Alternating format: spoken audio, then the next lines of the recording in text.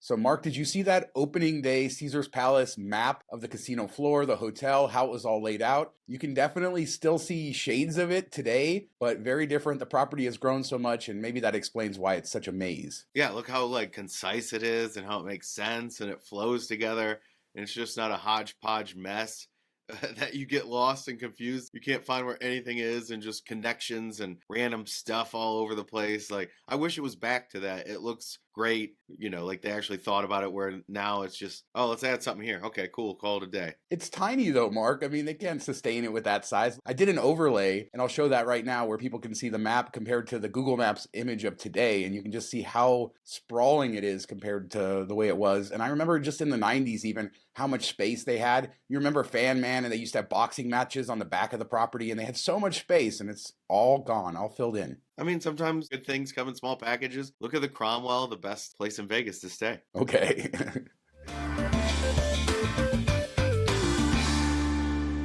Super Bowl is coming, and there's, I guess, some updates. I was on the Strip yesterday. I went to the Sphere, finally saw you two there. Maybe I'll talk about that a little bit later, but the Mirage Mountain construction, that's kind of done. But I got some looks at the entire fan zone and the way it stretches out. And basically they are covering up all of the water where the volcano was. So they're adding all kinds of different fan activities. I don't know where the simulator is going to go, but there's still a lot of construction there. A lot of construction in front of Bellagio as well. Super Bowl logos going up all over the city. And speaking of Caesar's Palace, they are the official hotel of the NFL Super Bowl. I don't know what that means because there's people spread all over the city, but they are doing a laser light show, Mark, and it's going to be a massive projection show on the side of the Augustus Tower at Caesar's Palace. Sounds pretty cool. I don't understand how they're the hotel for NFL when, they're building stuff on the fountains and they're putting up, we're going to talk about where they're putting up the reporters and the dirty homes that they get to rest their head in. Light show sounds cool. It's going to go every night. It's going to be kind of a competition with the Sphere. I kind of feel like you already have the Sphere. Well, why wouldn't you just pour it into that? But I guess Caesar's paid enough that they get to throw on their own little show too and check it out every night. Sounds like for this week,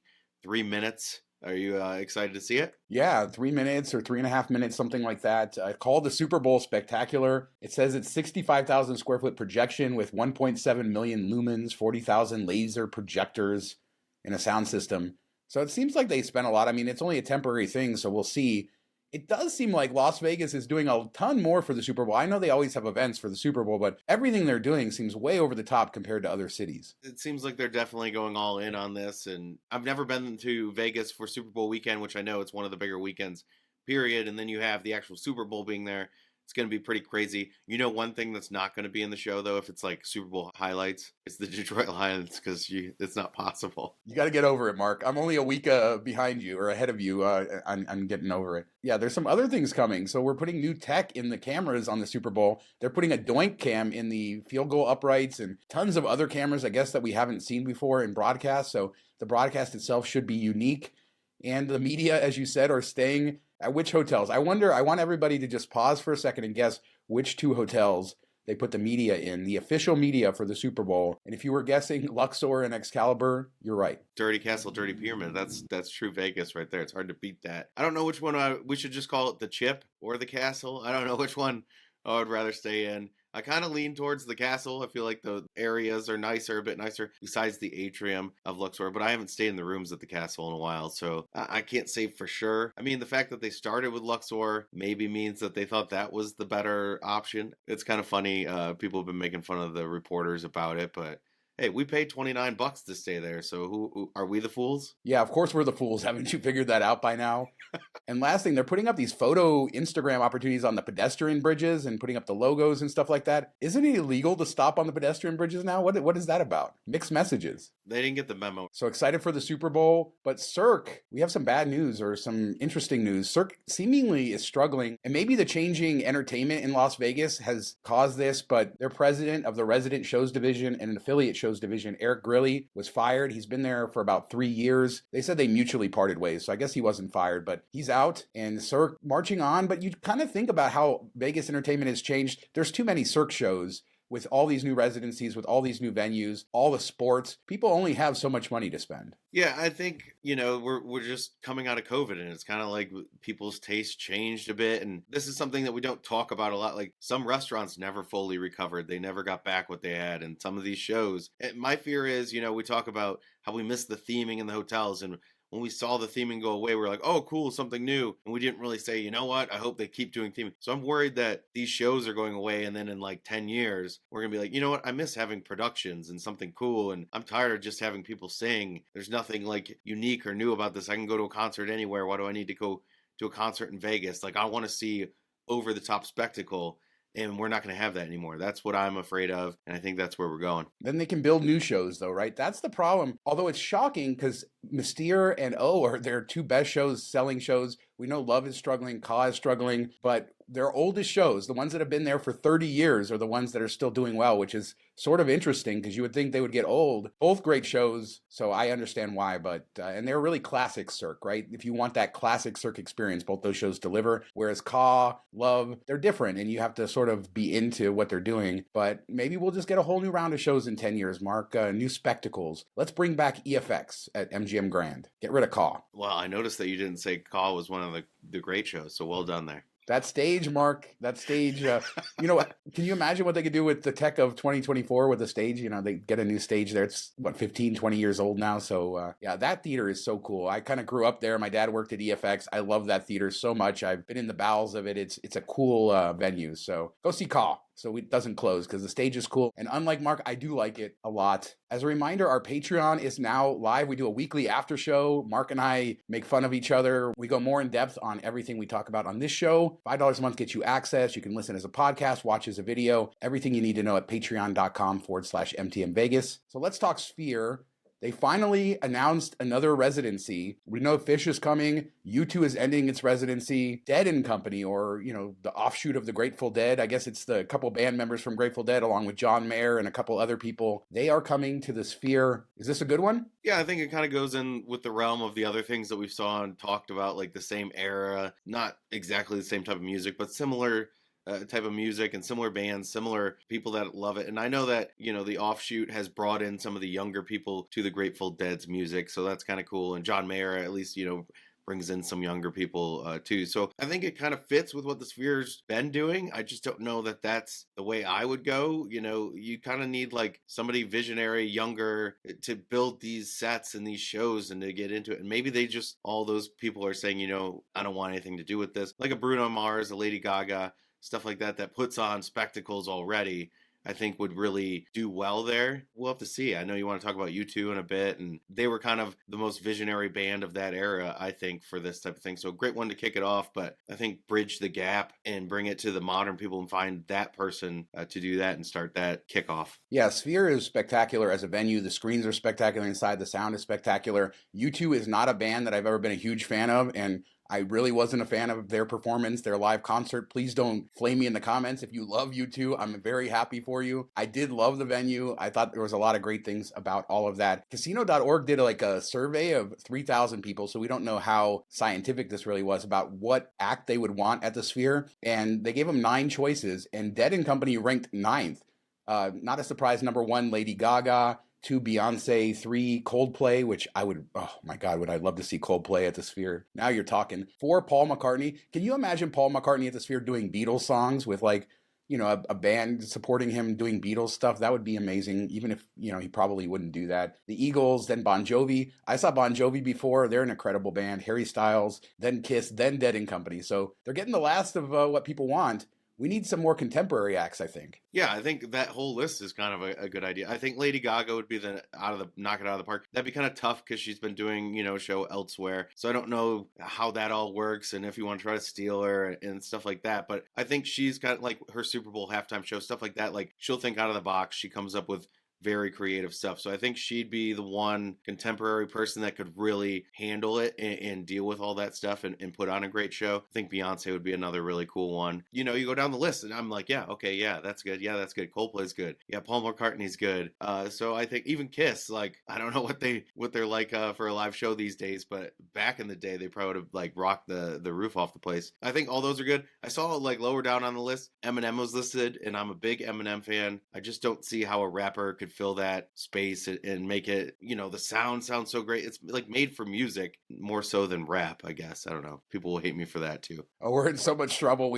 I can't believe I actually said that U2 thing out loud. So we'll just move on. Oyo. Let's talk about your favorite Oyo, or, you loved Hooters back in the day. Not that you love Oyo, but they're advertising that they're the value destination in Vegas by saying, don't buy their $25 cocktails, buy our $14 cocktails. When did this become $14 cocktails was a bargain in Las Vegas? When you think about everywhere else that you're buying cocktails, I guess $14 is a deal. I mean, I paid $11 for a beer in Laughlin, so I have to bring that up once again. For Corona, $11 still blows my mind. So I guess I would take a $14 cocktail over that. You'd like to see like $10, maybe $9 if you're really trying to draw people in. And I know last show we talked about the center bar and the return of the center bar. I think that's what's missing. Like when you walked into Hooters, there used to be that bar initially and it's gone. It just kind of makes the place feel dead. And you don't really have it. You just kind of like look at the tables and there's not always a ton of people. At least that bar blocked your view and made it more intimate. I wish they would bring that back. Still kind of good with me, but it just doesn't quite have the same vibes and it's not quite as fun. I love how you say it's so ugly. They used to have a bar that blocked your view of everything and that made it better. That's a great selling point for it. The other thing I wanted to talk about Oyo is they have their stripper school. You can go every day at 2 p.m. It's $59 and you can learn to be a stripper at Oyo right on the strip, or I don't know. I consider it on the strip, but some people don't. Yeah, I know that that's going to confuse some people because it says shows starting at 2 p.m. So, there's going to be a whole bunch of guys trying to buy tickets to watch a stripper show and it's really like a stripper class. I think it's a great idea for bachelorette parties and stuff. I don't know that I'd do it at 2 p.m. I feel like that's something you need to like build your way up to get comfortable with, maybe some drinks and everything. And I'm kind of surprised it's in a casino, but I think it's a cool idea and something fun that I think, if you want to do something as a group and have a good time, I think a lot of girls would have fun doing it. At least that's what I envision as a man. Yeah, I think 2 p.m. is a great time too, right? You can have your fun during the day before you go out at night, and it's very Vegas. So happy to see that. So what we're going to do is every week until Tropicana closes, I'm going to tell you one cool thing about that property that you should go see before it's gone forever, because I love the property and a lot of people don't, and I don't think a lot of people understand some of the history there. So let's talk stained glass ceilings. This is my favorite part of Tropicana. It was built in 1980. It sits over the pit, and this stained glass ceiling is incredible. I used to think it was older, that it dated back, to some of the original days. It does not, but still very historic. You don't see it really anywhere else in a casino in Vegas, and it's a great piece of art and one that everybody should go see. Yeah, I was sad. Didn't they pull the tables out of that area? It used to be where all the table games were. So I was sad when they did that because that was cool atmosphere to sit there and play blackjack or whatever your game of choices and have that ceiling. That's my favorite part of the property as well. And I love that you can, go upstairs and they have like a little viewing thing so you can get up pretty close to it, get really good views of it. I have a picture from our first trip. That's one of the first places we took a picture from. And I didn't even know it was a thing there. We just like walked in there and I was like, oh, that's cool. Let's go up there and look at it. And so I've loved it ever since then.